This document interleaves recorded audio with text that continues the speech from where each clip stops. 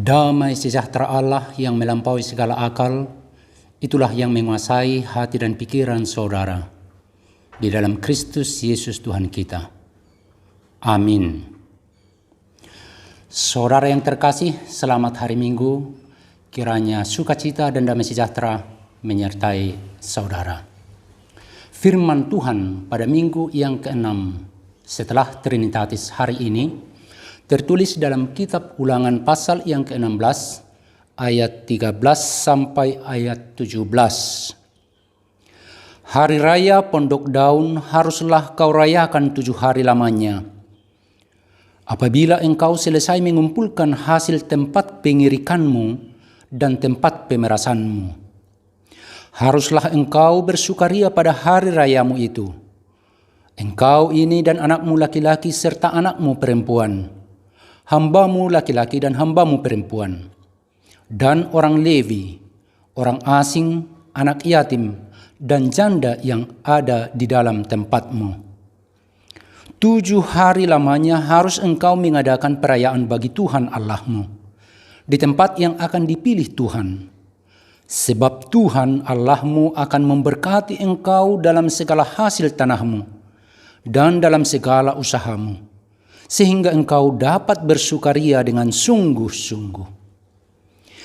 3 kali setahun setiap orang laki-laki di antaramu harus menghadap hadirat Tuhan Allahmu ke tempat yang akan dipilihnya, yakni pada hari raya roti tidak beragi, pada hari raya 7 minggu, dan pada hari raya Pondok Daun.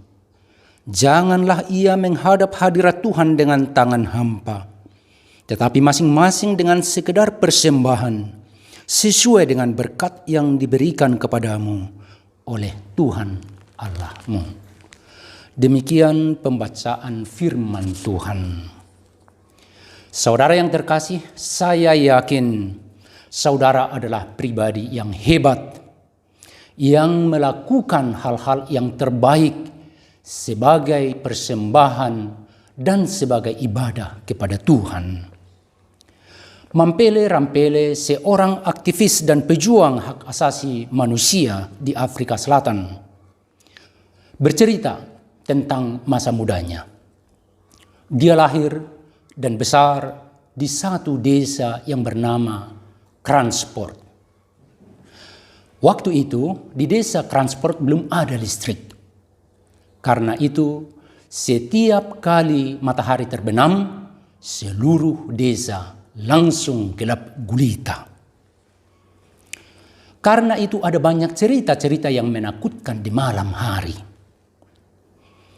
Ada banyak cerita tentang hantu atau begu. Semua warga desa Kransport sangat takut terhadap hantu. Ada cerita tentang hantu yang masuk ke rumah. Ada cerita tentang hantu yang menakut-nakuti di jembatan. Ada cerita tentang hantu yang menakut-nakuti orang di tengah jalan atau di tempat-tempat yang menyeramkan. Tetapi di desa itu ada satu orang yang gagah perkasa, yang berani menghadapi hantu itu, bahkan mengusir hantu itu. Dia adalah seorang pria bernama Uncle Sam. Uncle Sam tidak takut kepada siapapun, termasuk kepada hantu. Dia berani berkata, "Hai hantu X, keluar kau dari sini. Pergi kau ke kuburan sana, di sanalah tempatmu."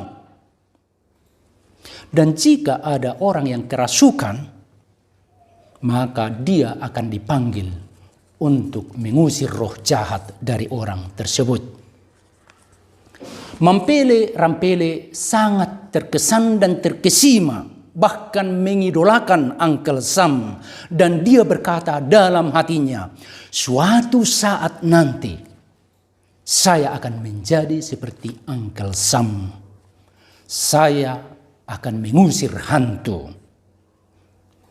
Mampele Rampele ingin mempersembahkan sesuatu yang terbaik bagi masyarakat, yaitu membebaskan mereka dari rasa takut. Apakah itu rasa takut karena hantu atau karena yang lain? Benar, setelah mempelai-rampelai dewasa dan banyak belajar baik secara akademis maupun melalui organisasi yang digelutinya, dia menjadi salah seorang pejuang yang mampu mengusir hantu. Tetapi bukan seperti hantu yang diusir oleh Uncle Sam, melainkan hantu yang lebih mengerikan lagi, yakni hantu apartheid yang waktu itu menindas masyarakat kulit hitam di Afrika Selatan. Bersama Nelson Mandela, Bishop Desmond Tutu, dan pejuang-pejuang Afrika Selatan lainnya, mereka berhasil meruntuhkan kekuasaan apartheid di Afrika Selatan, dan masyarakat Afrika Selatan menjadi negara yang bebas dan demokratis. Itulah persembahan yang terbaik yang dapat diberikan oleh Mapele-Rampele bagi masyarakat, bangsa, dan negara. Dia terus berjuang, termasuk menghadapi masalah HIV/AIDS, masalah ketidakadilan, masalah penindasan, dan masalah-masalahnya pasca pemerintahan apartheid. Saudaraku, setiap orang ingin melakukan yang terbaik dalam hidup ini. Saudara, saya, kita semua ingin mempersembahkan sesuatu yang terbaik seperti yang dilakukan oleh Mapele-Rampele. Dan itu tergantung kepada sikap, attitude setiap orang, masing-masing individu untuk menentukan bagaimana dia berkontribusi dalam komunitas. Mulai dari komunitas yang paling kecil yaitu keluarga, jemaat, lingkungan, bangsa, bahkan dunia ini. Yaitu melalui berkarya, mengabdi, dan melayani. Firman Tuhan pada minggu ini mengajarkan kepada kita supaya kita melakukan ibadah dan memberikan persembahan yang terbaik dengan inspirasi dari tradisi perayaan Yahudi, yakni Hari Raya Pondok Daun. Hari Raya Pondok Daun yang dalam bahasa Ibrani disebut dengan istilah Sukkot adalah perayaan umat Yahudi yang penuh sukacita. Ini adalah ucapan syukur atas hasil panen. Dan perayaan ini berlangsung cukup lama, yaitu selama 1 minggu, 7 hari. Setiap keluarga membangun sebuah pondok yang menjadi pengingat bagi umat Israel bahwa dulu nenek moyang mereka selama 40 tahun di padang gurun sewaktu mereka keluar dari perbudakan Mesir menuju tanah Kanaan, tanah perjanjian, tanah yang penuh dengan aliran susu dan madu. Mereka tinggal di pondok-pondok. Waktu itu mereka berpindah-pindah dari satu tempat ke tempat yang lain. Pondok hanyalah tempat sementara. Pada masa perayaan ini, para petani dan dari berbagai penjuru datang ke Yerusalem membawa hasil pertanian mereka. Hasil tani dari tanah atau hasil ternak mereka. Mereka membawa hasil yang terbaik untuk dipersembahkan kepada Tuhan. Dan mereka tinggal di pondok-pondok yang mereka bangun sebagai tempat sementara selama 1 minggu ini. Selama 1 minggu perayaan mereka itu. Saudara, ada 3 aspek mendasar dalam perayaan ini. Yang pertama, ketentuan dari Tuhan. Bahwa perayaan Pondok Daun adalah merupakan ketentuan dan ketetapan dari Tuhan. Dan itu dilakukan dengan iman. Sama seperti perayaan Hari Raya Roti Tidak Beragi dan hari raya 7 minggu. Ketiga perayaan ini wajib hukumnya untuk dilakukan karena itu adalah merupakan ketetapan dari Tuhan. Aspek yang kedua yang perlu kita lihat dalam perayaan ini, yaitu bahwa setiap orang dan setiap keluarga membawa persembahan. Mereka tidak boleh datang dengan tangan kosong. Dan persembahan yang mereka bawa adalah yang terbaik sesuai dengan hasil panen mereka. Baik itu hasil tani maupun hasil ternak. Tidak ada alasan untuk tidak memberikan persembahan. Teologi Deuteronomi mengajarkan bahwa persembahan itu adalah kewajiban. Orang Yahudi membawa persembahan terbaik dari hasil tanah yang mereka olah. Aspek yang ketiga dan yang terakhir, bahwa setiap orang harus bersukacita. Satu aspek yang sangat penting dari perayaan ini adalah hari sukacita. This is the day that the Lord has made. Let us rejoice and be glad in it. Hari ini adalah hari yang dijadikan oleh Tuhan. Marilah kita bersukacita di dalamnya. Hari yang penuh sukacita. Hari yang penuh ucapan syukur. Dan hari yang penuh dengan pujian kepada Tuhan. Orang tidak bisa bersukacita ketika di sampingnya ada orang yang sedang menangis. Orang tidak bisa bersukacita ketika di dekatnya ada orang yang kelaparan. Orang tidak dapat beria-ria sementara di sebelah kiri kanannya ada orang yang tertindas dan teraniaya.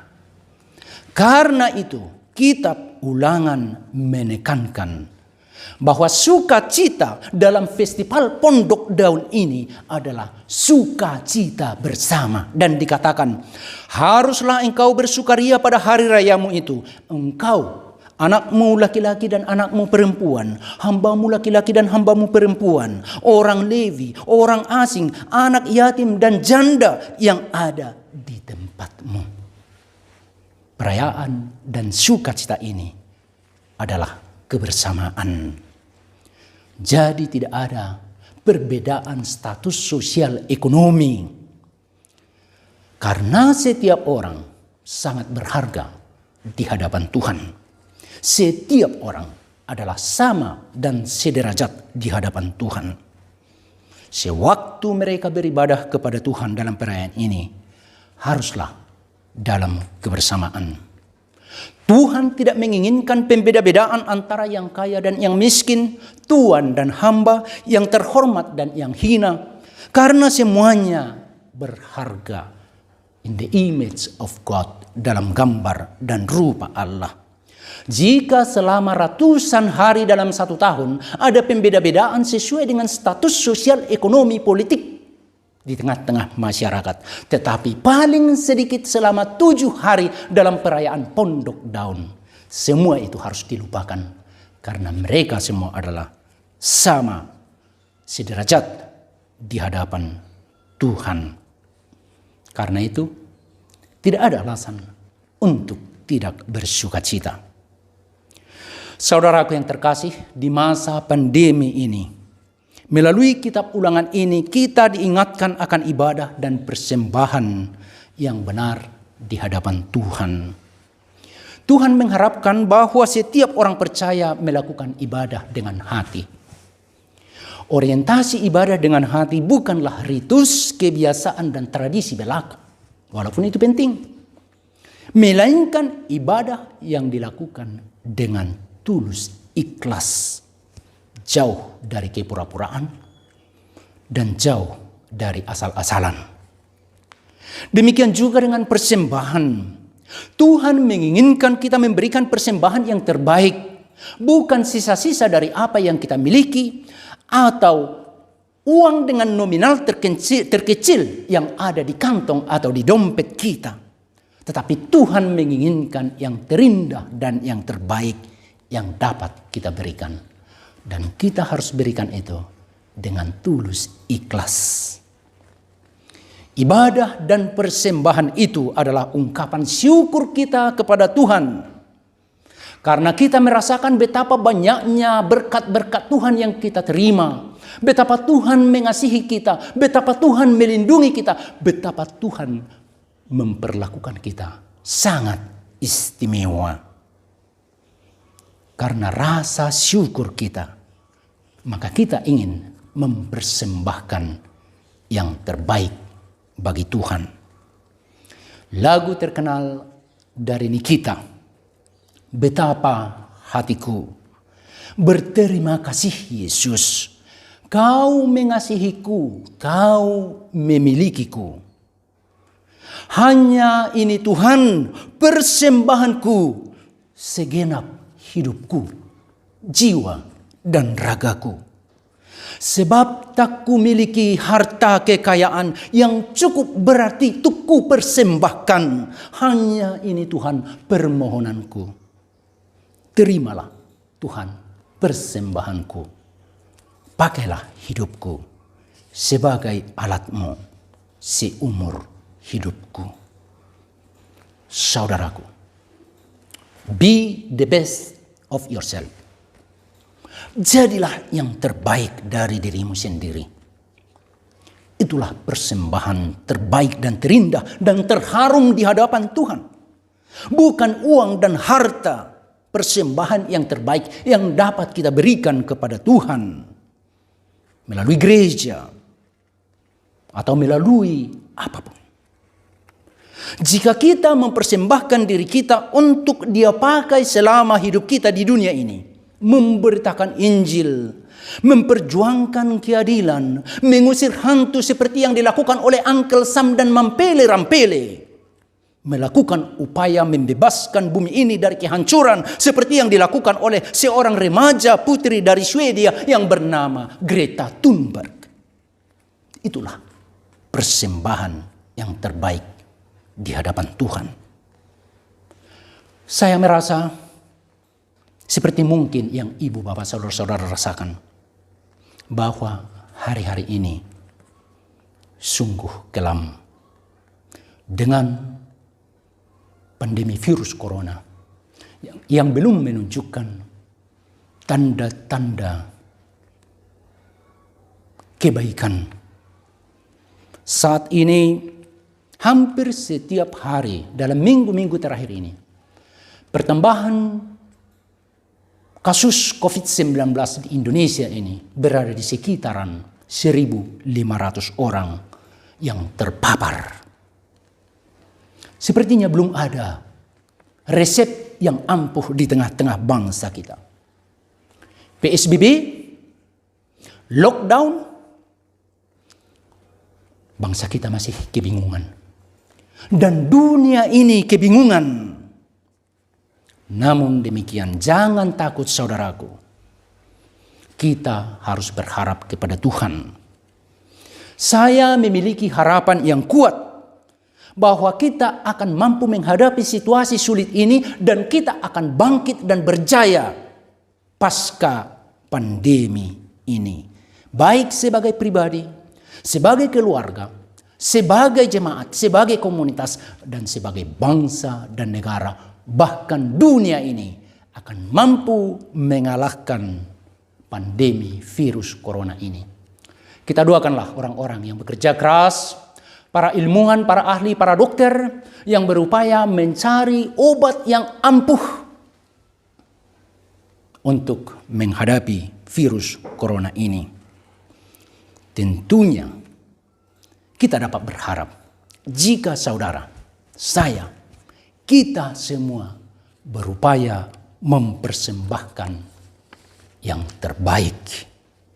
Peduli satu dengan yang lain. Jika dalam masa pandemi ini kita berupaya menolong orang yang sakit, menghibur orang yang berduka, yang miskin, yang kesulitan mendapatkan makanan, menguatkan orang yang kehilangan pengharapan, menunjukkan pekerjaan kepada orang yang di PHK, membantu menyuarakan suara orang yang tertindas dan teraniaya, mengedukasi masyarakat supaya hidup sesuai dengan protokol kesehatan, jaga jarak, pakai masker, rajin cuci tangan, hidup sehat di masa new normal ini. Niscaya situasi akan bisa kita atasi. Dan itu akan menjadi persembahan kita yang terbaik kepada Tuhan. Setiap orang diharapkan memberikan persembahan yang terbaik. Karena itu bersukacitalah saudaraku. Karena kita dilayakkan oleh Tuhan untuk beribadah dan memberikan persembahan yang terbaik.